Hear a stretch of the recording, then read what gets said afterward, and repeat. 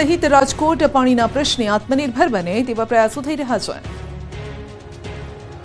રાજકોટ માટે એક સમય એવો હતો જ્યારે પાણી માટે વલખા મારવા પડતા। જો કે સૌની યોજના મારફતે નર્મદાનું પાણી રાજકોટને મળતા મહદઅંશે પાણીની સમસ્યા ઓછી થઈ છે, પરંતુ હાલ રાજકોટ ફક્ત નર્મદા પર નિર્ભર બન્યું છે। તેથી રાજકોટને પાણી માટે આત્મનિર્ભર બનાવવા તરફ ઘણા સમયથી ચર્ચાઓ થઈ રહી છે। તે વચ્ચે જળશક્તિ મંત્રાલય પણ આ વિષયમાં વિચાર કરી રહી છે। હાલ રાજકોટમાં ગીર ગંગા ટ્રસ્ટ દ્વારા જળ સંચય મામલે કાર્ય કરવામાં આવી રહ્યું છે, પરંતુ રાજકોટ શહેરની નર્મદા નીર પરની નિર્ભરતા દૂર થાય તે માટે નવા જળાશયો બનાવવામાં આવે તે પણ જરૂરી છે। ચોમાસા દરમિયાન રાજકોટને પીવાનું પાણી પૂરું પાડતા જળાશયો ઓવરફ્લો થઈ જાય તો પણ 8 મહિના નર્મદા નીર પર આધાર રાખવો પડે છે। આજે રાજકોટના શહેરીજનોને દૈનિક આજી એક ડેમમાંથી 130 એમએલડી, ન્યારી એક ડેમમાંથી 140 એમએલડી અને ભાદર એક ડેમમાંથી 35 એમએલડી તેમજ 125 એમએલડી નર્મદા પાઇપલાઇનમાંથી પાણીનો ઉપાડ છે। આ અંગે પૂર્વ ધારાસભ્ય ગોવિંદ પટેલનું કહેવું છે કે વર્તમાન જળાશયોમાં જે કાપ છે તે દૂર કરીને તેને ઊંડા કરવા જોઈએ, તેમજ સાથોસાથ સૌની યોજના મારફતે આપવામાં આવતું નર્મદા નીર બ્રાહ્મણી ડેમમાંથી આપવામાં આવે તેવી વ્યવસ્થા ગોઠવવી જોઈએ। હાલ નર્મદા ગુજરાતની જીવાદોરી સમાન બની છે। રાજકોટ સહિત સૌરાષ્ટ્ર અને કચ્છના છેવાડાના ગામ સુધી નર્મદા નીર પહોંચી રહ્યા છે અને ત્યારે રાજકોટ શહેરની નર્મદા નીર પરની નિર્ભરતા દૂર થાય તે માટે નવા જળાશયો બનાવવામાં આવે તે જરૂરી છે। અમરેલીમાં ડેમના પાણીના મુદ્દે ખેડૂતો અને તંત્ર સામસામે આવી ગયા। ડેમના પાણી મુદ્દે તંત્ર અને ખેડૂતો આવી ગયા સામસામે। અમરેલીના રાજુલા તાલુકાના ધારેશ્વર ગામ પાસે ધાતરવડી એક ડેમના પાણી મુદ્દે ખેડૂતો લડી લેવાના મૂડમાં છે, જેને લઈ ખેડૂતો દ્વારા સભા યોજવામાં આવી હતી, જેમાં આ ડેમના પાણીને લઈ ચર્ચા કરવામાં આવી અને રાજુલા પ્રાંત કચેરી ખાતે પહોંચી આવેદનપત્ર પાઠવવામાં આવ્યું। મહત્વનું છે કે વર્ષ 1972માં ખેતી સિંચાઈના ઉદ્દેશ્યથી આ ડેમ બનાવવામાં આવ્યો। ત્યારબાદ વર્ષ 1987માં દુષ્કાળની સ્થિતિ સર્જાતા રાજુલા શહેરને પીવાનું પાણી પૂરું પાડવા માટે ધાતરવડી એક ડેમમાંથી પાઇપલાઇન દ્વારા રાજુલાને પાણી આપવામાં આવ્યું, જે માટે તમામ લોકોએ સંમતિ પણ દર્શાવી હતી। પરંતુ હવે તંત્ર દ્વારા આ પાઇપલાઇનને મોટી કરવાની કવાયત હાથ ધરવાની હિલચાલ શરૂ થતા ખેડૂતો રોષે ભરાયા છે। કેટલાક ખેડૂતોએ એવો પણ આરોપ લગાવ્યો કે આ ડેમનું પાણી ખાનગી કંપનીઓને આપવા માટે ખેડૂતોના હકના પાણી પર તરાપ મારવામાં આવી રહી છે। આણંદમાં એક ડાન્સનો વિડીયો હાલ ભારે ચર્ચાના કેન્દ્રમાં છે। એક વીસીએ જાહેરમાં ડાન્સ કર્યો અને ચર્ચા ચકડોળે ચડી। વિદ્યાર્થીઓમાં કલા અને સંસ્કૃતિ પ્રત્યે જાગૃતતા વધે તે માટે કોલેજ દ્વારા કલ્ચરલ કાર્યક્રમ થતા હોય છે। ક્યાંક આવો જ એક કાર્યક્રમ આણંદના વિદ્યાનગરમાં પણ યોજાયો। વિદ્યાર્થીઓમાં સંગીત માટે રુચિ વધે તે માટે મ્યુઝિક કોન્સર્ટ પણ રાખવામાં આવ્યો હતો, પરંતુ આ કાર્યક્રમમાં યુનિવર્સિટીના વીસી અને રજિસ્ટ્રારનો ડાન્સ ચર્ચાનો વિષય બન્યો। આંખ મારે ઓ લડકી આંખ મારે સોંગ પર સ્ટેજ પર વીસીના પગ થિરકવા લાગ્યા। અહીં સવાલ વીસીના પદની ગરિમાનો છે। વિદ્યાર્થીઓના મનોરંજનના કાર્યક્રમમાં યુનિવર્સિટીના સંચાલકો આવા સોંગ પર ડાન્સ કરે તે સૌ કોઈ માટે આશ્ચર્યની વાત છે। વિદ્યાર્થીઓ માટે આદર્શ ગણાતા સંચાલકોના આ પ્રકારના વર્તનની વિદ્યાર્થીઓના માનસ પર ઘણી ગંભીર અસર પડી શકે છે।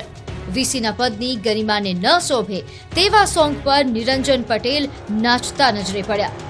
આણંદ વિદ્યાનગરના સરદાર પટેલ યુનિવર્સિટીનો આ વિડીયો વાયરલ થઈ રહ્યો છે અને લોકચર્ચાનો વિષય એ રહ્યો કે શું આવા પ્રોગ્રામમાં વીસી જેવા મહત્વના હોદ્દા પર બિરાજેલ વ્યક્તિઓ આવા સોંગ પર ડાન્સ કરે તે કેટલું યોગ્ય। જો તમે બજારમાંથી ઘી ખરીદી રહ્યા છો તો આ સમાચાર અચૂક જોઈ લેજો।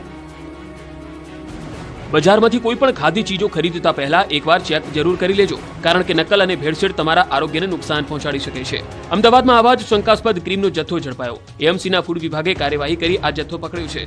શહેરના નરોડા ખાતે આવેલા શ્રીનાથ એસ્ટેટમાંથી આ શંકાસ્પદ ક્રીમનો જથ્થો ઝડપાયો। આ દરોડામાં એએમસીએ અંદાજિત 1200 કિલો ક્રીમનો જથ્થો પકડ્યો છે। એએમસીના આરોગ્ય વિભાગના મતે આવા શંકાસ્પદ ક્રીમમાંથી નકલી ઘી બનતું હોવાની પ્રાથમિક માહિતી છે। શિવશંભુ ડેરી પ્રોડક્ટ્સ નામની ચાલતી આ કંપનીમાં આવા શંકાસ્પદ ક્રીમને બનાવવા મિલ્ક પાવડર અને પામોલિન તેલનો ઉપયોગ કરાતો હતો। એટલું જ નહીં, ફેટ અને વજન વધારવા માટે પામોલિન તેલનો ઉપયોગ થતો હતો। તપાસમાં ખુલ્યું છે કે તમામ વસ્તુને એકત્ર કરીને ક્રીમના નામે માર્કેટમાં વેચાણ થતું હતું। હાલમાં એએમસીના ફૂડ વિભાગની ટીમે સેમ્પલ લઈને લેબમાં મોકલ્યા છે, સાથે જ ડેરીનું લાયસન્સ પણ રદ કરી દીધું છે। આધ્યાત્મિક દ્રષ્ટિએ જેનું સૌથી મહત્વ છે તેવી ચૈત્રી નવરાત્રીનો આવતીકાલે પ્રારંભ થઈ રહ્યો છે। 30 એપ્રિલથી ચૈત્રી નવરાત્રીનો પ્રારંભ થઈ રહ્યો છે।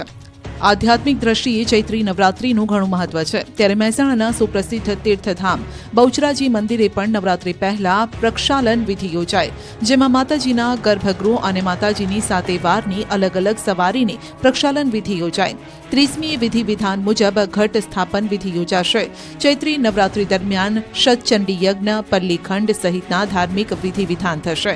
દર વખતની જેમ આ વખતે ભક્તો માતાજીના દર્શનનો લાભ લેશે. દર વર્ષે ચૈત્રી પૂનમના દિવસે 15 લાખથી વધુ ભક્તો મા બહુચરના પાવનકારી દર્શનનો લાભ લેતા હોય છે.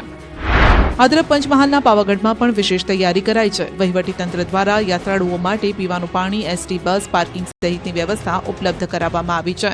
મંદિર ટ્રસ્ટ દ્વારા ભોજનશાળા અને વિશ્રામ ગૃહનો પણ પ્રથમ નોરતેથી ભક્તો માટે પ્રારંભ કરાશે. ભક્તોને પ્રસાદ પૂરતા પ્રમાણમાં મળી રહે તે માટે પણ સુચારું આયોજન કરાયું છે. રોપવે અને મંદિર ખોલવાના સમયમાં પણ ફેરફાર કરાયો છે. ચૈત્રી નવરાત્રીમાં પાવાગઢ ખાતે મોટી સંખ્યામાં ભક્તો દર્શન માટે આવતા હોય છે. નર્મદા નદીની પરિક્રમા કરવા જતા ભક્તોની સુવિધામાં વધારો કરાયો. નર્મદા નદીની પરિક્રમા કરતા લોકો માટે ખુશીના સમાચાર. હાંસોટના વમલેશ્વર ગામ ખાતે જેટીનું નિર્માણ કરાયું છે. રાજ્ય સરકાર તરફથી 21 કરોડના ખર્ચે જેટીનું નિર્માણ કરાયું. રાજ્યકક્ષાના પ્રધાન કુંવરજી હળપતિના હસ્તે જેટીનું લોકાર્પણ કરાયું. આ જેટીનું નિર્માણ થયા બાદ હવે પરિક્રમાવાસીઓ સરળતાથી નદી પાર કરી શકશે. દર વર્ષે અહીં 2 લાખથી 3 લાખ જેટલા લોકો પરિક્રમા માટે આવતા હોય છે, ત્યારે આ તમામ લોકોને સુવિધા મળશે. આ અગાઉ દહેજના મીઠી તલાઈ ખાતે જેટીનું નિર્માણ કરાયું હતું. હવે વમલેશ્વરમાં પણ જેટીની સુવિધા ઊભી કરાઈ છે. નર્મદા નદી દેશની એવી પહેલી નદી છે જેની પરિક્રમા થાય છે. મધ્યપ્રદેશના અમરકંટકથી નર્મદા મૈયાની પરિક્રમા શરૂ કરતા પરિક્રમાર્થીઓ માટેના છેલ્લા પડાવ સમાન હાંસોટના વમલેશ્વરમાં જેટીનું નિર્માણ કરાયું છે. દર વર્ષે પરિક્રમાવાસીઓની સંખ્યામાં વધારો થઈ રહ્યો છે. સામે વમલેશ્વરથી સામે કિનારે મીઠી તલાઈ જવા માટે બોટની ઓછી સંખ્યા તથા સુવિધાના અભાવે મુશ્કેલી પડતી હતી. લોકાર્પણ કાર્યક્રમમાં નર્મદા પરિક્રમા સંત સમિતિના ગિરીશાનંદ સ્વામી, ધારાસભ્ય ઈશ્વરસિંહ પટેલ સહિત અધિકારીઓ ઉપસ્થિત રહ્યા. 1000 વર્ષ જૂના એક હાડપિંજરના ડીએનએ ટેસ્ટથી મોટા ખુલાસા થયા છે. એટલું જ નહીં, 2 મહિના બાદ બીજા રિપોર્ટમાં પણ મોટા ખુલાસા થઈ શકે છે. ઐતિહાસિક નગરી વડનગરમાં વર્ષ 2019માં ઉત્ખનન દરમિયાન ભારતીય પુરાતત્વીય વિભાગને એક યોગ મુદ્રામાં એક કંકાલ મળી આવ્યું હતું. પ્રાથમિક અનુમાન મુજબ આ કંકાલ 1000 વર્ષ જૂનું હોવાનું અનુમાન લગાવવામાં આવ્યું હતું. જે બાદ લખનૌના બિરબલ સાહની ઇન્સ્ટિટ્યૂટ ઓફ આર્કિયોલોજીમાં ડોક્ટર નીરજ રાય ગુપ્તા દ્વારા ડીએનએ ટેસ્ટ કરવામાં આવ્યો હતો. ટેસ્ટ દરમિયાન આ કંકાલના દાંત અને કાનના હાડકાના સેમ્પલ લેવામાં આવ્યા હતા અને ટેસ્ટ કરાતા તેમાં ચોંકાવનારા ખુલાસા થયા છે. લખનૌથી આવેલા રિપોર્ટ મુજબ યોગ મુદ્રામાં મળી આવેલા કંકાલ 1000 વર્ષ જૂનું હોવાનું સામે આવ્યું છે. હવે અન્ય વૈજ્ઞાનિક પરીક્ષણોમાં આ રિપોર્ટ પ્રાચીન રહસ્યમય નગરી વડનગરના ભેદ ઉકેલવામાં મદદ કરી શકે છે. પ્રાથમિક અનુમાન મુજબ આ કંકાલની જગ્યાએ વર્ષો પહેલા બૌદ્ધ યોગ સાધના કેન્દ્ર હોવાની સંભાવના સેવાઈ રહી છે. ભૂતકાળમાં ભારતના વિવિધ રાજ્યો અને મધ્ય એશિયામાંથી પણ લોકો અહીં આવતા હોય છે અને યોગ મુદ્રામાં મળેલું કંકાલ આ વાતને સમર્થન આપે છે. જો કે કંકાલના કાર્બન ડેટિંગ સહિતના અન્ય વૈજ્ઞાનિક પરીક્ષણો પણ કરવામાં આવી રહ્યા છે,